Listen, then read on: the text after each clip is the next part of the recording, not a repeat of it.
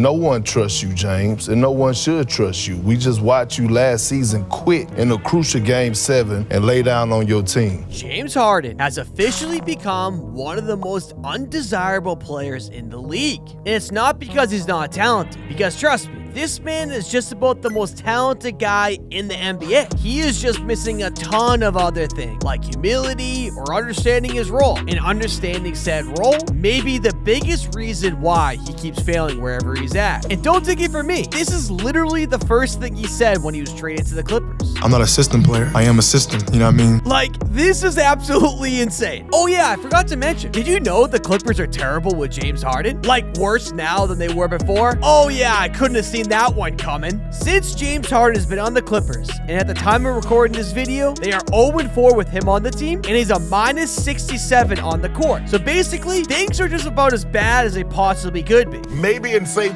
10, 20 games, Stephen A., they can figure this thing out, but right now, it looks like a disaster. It does look like a disaster. I don't expect that to last. Now, to be fair, it's obvious this was going to happen, because outside of James Harden just being James Harden, they have way too many cooks in the kitchen, or too many Chiefs and not enough Indians. Basically, they do not have defined roles, which is key for mixture and fit on a team. They have Paul George, Kawhi Leonard, and Russell Westbrook, and all these guys have the same attribute. They want to be the alpha dog and lead the team. But while we're on Russell Westbrook, I want to give him credit because he's actually taken a back seat a bit and accepted a role, and it's actually worked out really well for him. And that's exactly what James Harden should be doing, accepting that role, because he's not the same guy anymore. And the wildest part of this trade to me is that the team that consists of Kawhi Leonard and Paul George is just about to be over. Things have not worked out at all for them, mainly due to injury, Doc Rivers, whatever. No matter how you slice it, this team is underachieved, just like every Clippers team in the past did. So they go out and get Russell Westbrook last season to try to add some juice to the squad, and it actually kind of worked. Then they rolled into the season and hitched their wagon to James effing Harden, pairing him with Russell Westbrook for the third time, as if the first two times weren't enough sample size to show that this dynamic just can't work or won't work. And somehow, with all that information available, they still go out and trade for James Harden. But the ironic part of all of this is that James Harden, if he just stayed on the 76ers and accepted that role that we keep talking about, he would be in so much of a better position to win a championship. But at the end of the day, the 76ers are actually happy he's gone. And honestly, he hurt the Sixers, and they're actually doing a lot better now. Something I had said last year. I thought Harden was stunting the growth of the ascending young Tyrese Maxey. Harden has always been a me guy, and now the Sixers feel like we guys, right? It feels like the ball's moving. The chemistry's better. It was classic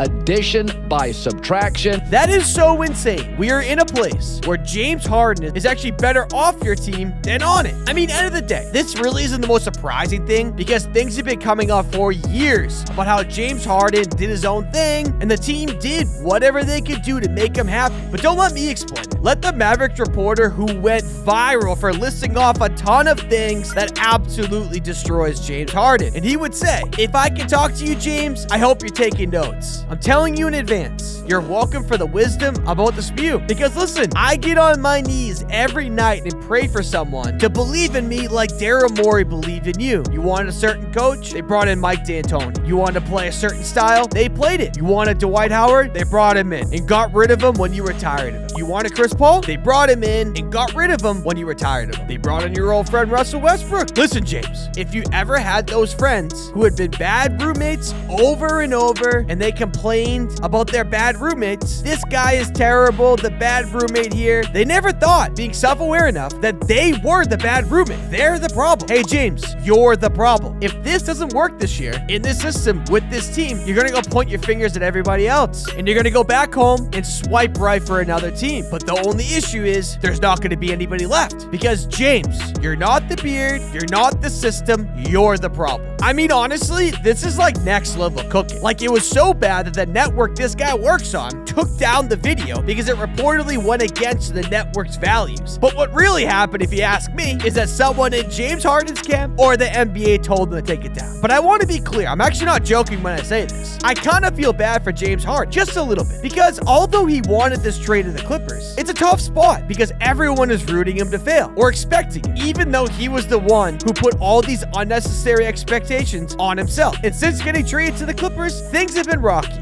as I mentioned earlier. And instead of explaining it myself, let's let the Clippers coach Ty Lue explain it in his words. What do you think of James's approach with trying to fit in the group? Yeah, I think he's doing too much to try to fit in. That's on me. Yesterday we had a talk amongst the team. He has to be James Harden. He led the league in assists the last 2 or 3 years and making plays, and we have to allow him to be himself. I think the whole group hearing that and understanding that, listen, we're going to play through James, they understood that. Just letting the group hear that in front of James, so now he feels more comfortable. But, he doesn't want to step on anybody's toes, and I understand that. Just to respect for, PG, Kawhi, Russ, because they've been here. But we need James to be James, so that's on me to make sure I make him be James. All kidding aside, this actually makes a lot of sense because yes, it takes time to grow into a team, find your roles, and understand who's doing what. But the issue is, I'm not sure James Harden is capable of that. But at the end of the day, I'm sure they'll figure it out overall. And Patrick Beverley explains why this team is dangerous. They're going to be an awful regular season team. They're going to be a dangerous playoff team because, the playoffs are all about matchups. But when it comes to off season, they're going to be god awful. Nah, it's just camaraderie. Like, they ain't spending a lot of time with each other. You know what I'm saying? And, you can't practice a lot. So it's going to be an odd man out. They just got to pick who they want the odd man out to be. I don't know about that one, man. I understand what he's saying because teams wouldn't want to play them early in the playoffs. But all in all, we know this team is doing absolutely nothing currently constituted. That's it, y'all. If you enjoyed this video, make sure you leave a like, leave a comment, obviously subscribe. Most importantly, if you like this video, share it to a family or friend member because odds are if you liked it, they will too. And until the next video, talk to you guys soon.